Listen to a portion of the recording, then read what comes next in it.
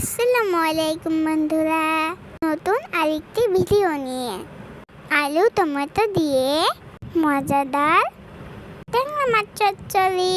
প্রথমে আলু, পেঁয়াজ, কাঁচামরিচ, পরিমাণ মতো হলুদ গুঁড়া, মরিচ গুঁড়া, আদা রসুন বাটা, টমেটো কুচি, লবণ দিয়ে দিতে হবে। তারপর পরিমাণ মতো তেল দিয়ে ভালোভাবে হাত দিয়ে মাখিয়ে নিতে হবে। হাতে মাখা চচ্চড়ি খেতে কিন্তু দারুণ লাগে। এখন আগে থেকে পরিষ্কার করে রাখা ট্যাংরা মাছগুলো দিয়ে দিতে হবে।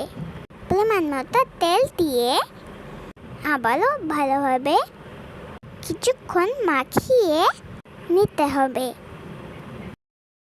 এখন রান্না করার জন্য পরিমাণ মতো পানি দিতে হবে।